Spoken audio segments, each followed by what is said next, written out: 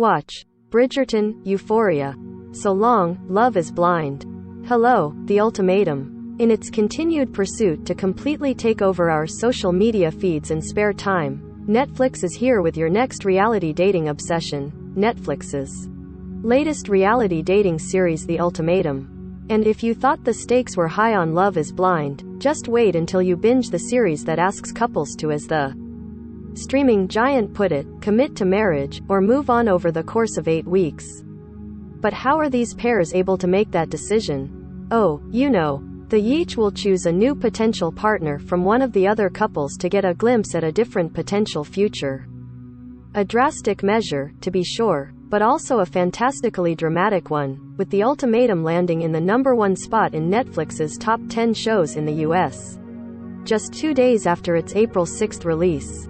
While it may be blind, it was definitely love at first sight for viewers, which makes sense, seeing as how The Ultimatum comes from Married at First Sight and Love is Blind producer Kinetic Content and creator Chris Colin. If they create it, we will become obsessed. So, how did they find 6 couples willing to do this experiment? Where were they living throughout all of this? And were any of those early proposals forced?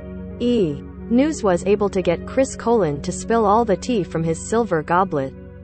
Here, the answer to every burning question you have: The Ultimatum. Where did the idea for The Ultimatum come from?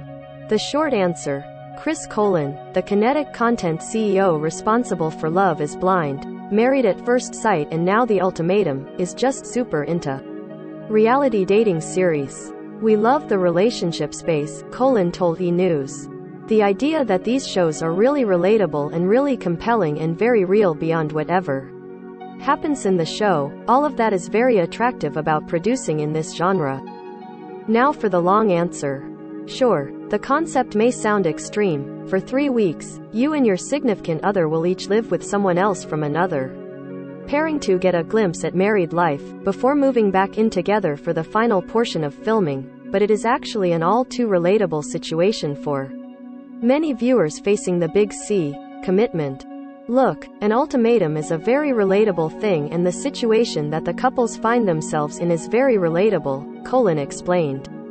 I think every I certainly have been, every person has been in a situation where you are in a relationship for a while and one of you or your partner is ready to get married and the other one isn't quite as sure.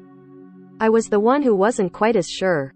Or you know people that have been in that situation, and sometimes people feel like they want an answer.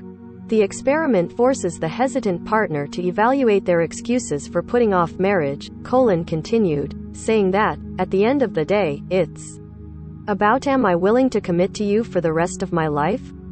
So starting off of that impulse and relatable idea, we felt like if you put a group of couples together who are all seriously thinking about getting married and all potentially questioning their relationship in the long term, and allow them to choose one another based on things that they thought that they might want in their future, that's going to be a really interesting window in a different possible future. Are Nick and Vanessa Lachey taking over Netflix? The couple, who also host Love is Blind, continue their domination of Netflix's reality dating sphere by also serving as The Ultimatum's guides. I love working with them, Colin said. They are fantastic hosts. And the couple of 14 years were willing to share about their own relationship history, with Vanessa in particular being very open about giving Nick an ultimatum in their brief separation before their 2011 wedding, making them the perfect pair to front the series.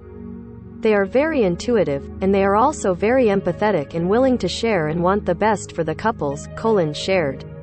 I think that in the environment existed with The Ultimatum, sharing their own personal story was a way that they could provide learning and comfort and experience, and maybe sort of a 30,000-foot view on this whole thing from some of the people who very close to this. That's incredibly valuable to be able to get that impartial experience and insight, in the fact that Nick and Vanessa were willing to be as open about it as they were was amazing, and it is a testament to them. How the hell did they cast this show? Casting any reality TV show is challenging enough, but finding couples in a very specific chapter of their relationships added another layer of difficulty.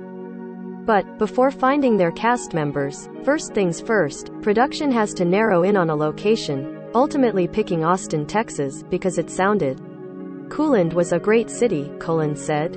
Next, the casting team goes to the selected city to do their thing, because just like on Love is Blind, we cast in a specific geographic area. We also wanted to do the same thing in the Ultimatum because if someone is going to make a choice, we wanted it to work for them in the real world. He continued, we obviously do everything that normal casting teams do in terms of being out on social media, but also, we really do try to dig deep into the community and talk to people and go out to community groups and bars and anywhere you can go in this time. So, were they playing matchmaker too? Not only were they casting couples, but producers were also 100% looking for potential love connections among the 6 pairs. We had lots of different couples and configurations that we could have put in the mix, Colin said, though he clarified they never purposefully put 2 people together. We weren't matching these people up into their new relationships, they were doing that on their own, he explained. But we wanted to make sure every person who was participating in the experience had people that we felt like, at least on paper, that they would be interested in. But how did they verify these were legit couples? While the Bachelor franchise may have trademarked the here for the right reasons thing, any reality show runs the risk of casting people who really just want to use their time on TV as a stepping stone to fame and a discount code in their name to share on social media. You know, you can never completely get inside the mind of someone, on any of these shows, Colin acknowledged. You can never ever be sure of what someone's truest, purest intentions are. But we certainly have enough experience to try to suss out if people are inauthentic, and we spend a lot of time talking to. In addition to in-depth meetings with their potential cast members, Colin revealed production also talks to their friends and family to, in a way, verify the why were most of the cast members so young. While some viewers found it jarring that a handful of 23-year-olds were complaining about not being married already and that the oldest cast member was 30 years old, the median age was actually 25.5, and yes, we are mathematicians. Colin explained that the younger age demographic didn't give him pause. If they are legitimately going to be interested in someone else from one of the other couples, I think you want them to be in a similar headspace, he said, adding that the pressure to get married earlier is also more present in some places in the country than others. Listen, Austin is a very cool, progressive place that I love, but there are also certain areas where the pressure to get married happens at different stages, Colin said. Sometimes people feel more pressured to get married earlier than other people do. And the most important element when it came to finding the couples was whether they felt pressure or not, they were all really feeling and thinking about the Desirado get married, Colin said of the 6 pairs they ultimately cast. We don't have anyone on the show who is like, I am not sure I want to be married. No one is like, yeah, not for me. They are all interested in it, it's just whether or not they want it with this person. What was that early dating process really like? Unlike Love is Blind, which has stricter guidelines for how its cast members communicate and date in the pods, the Ultimatum was loose and not format heavy. Solenn said, it's really just set up for them to create some guardrails in which they then can figure out the answers to the questions that they had. Colin added that because the stakes were already so high for the couples coming into the experiment, producers just followed their own journey, it's their real story, and I think the format was really just set up to allow them to be able to come together, to be able to choose someone that they wanted to enter into a trial marriage with, and then they have these 2 experiences and at the end they make a decision. What happened with those early proposals?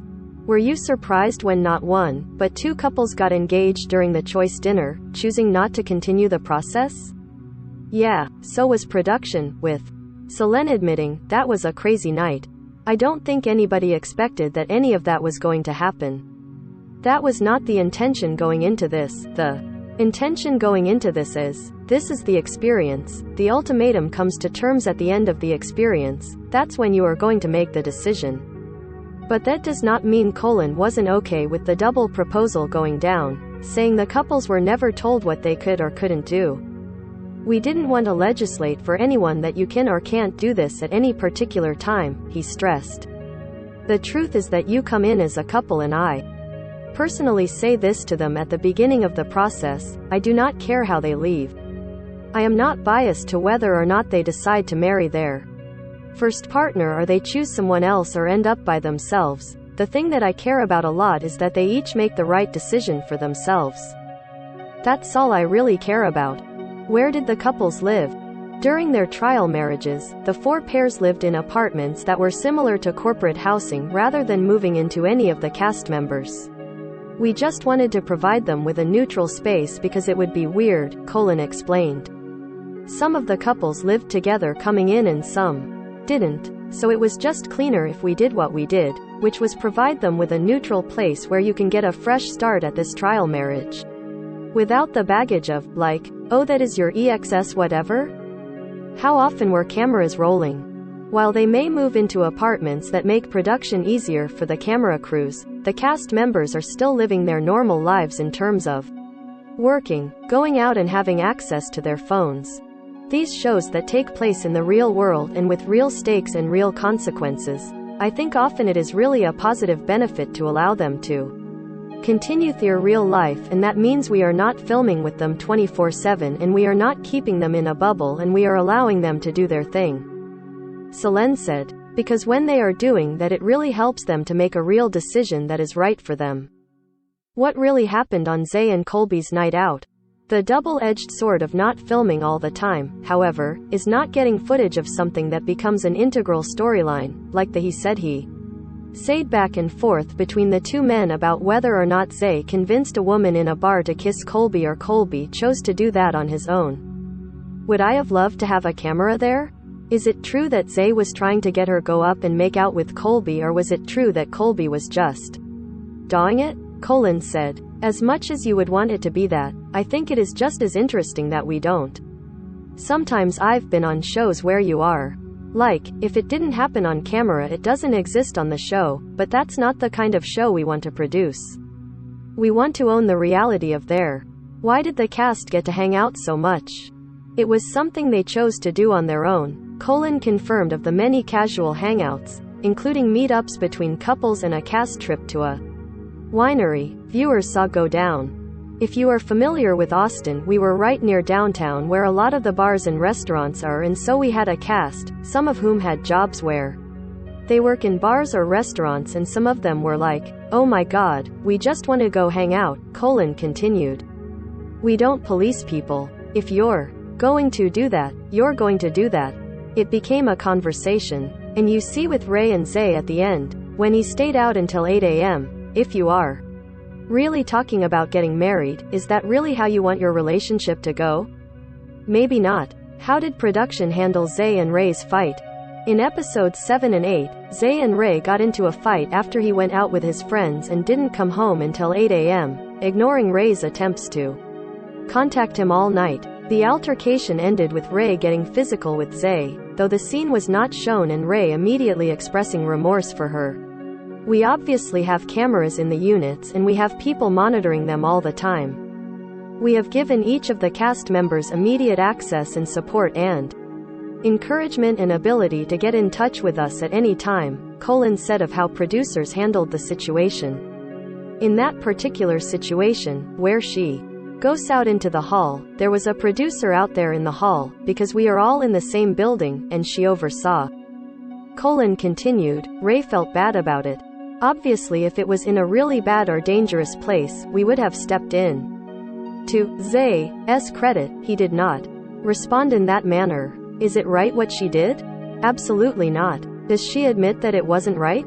Absolutely. Does she apologize? Absolutely. It was wrong for her to do that, but it was a real moment and that the consequences were there. What was in that care package? When the couples first moved into their apartments, a large gift basket was waiting for them, filled with fun accessories, including snacks and a Polaroid. It was just a little housewarming gift, Colin confirmed. We just wanted to have something in there if they wanted to have fun, grab a drink or play a game, they could go for it. What was with all those silver goblets? Did the omnipresent drinkware look slightly familiar on the Ultimatum? That was the point, baby. I love gold goblets on Love is Blind, Colin shared, and I felt like that was our nod to Love is Blind. Silver goblets. Will there be more seasons?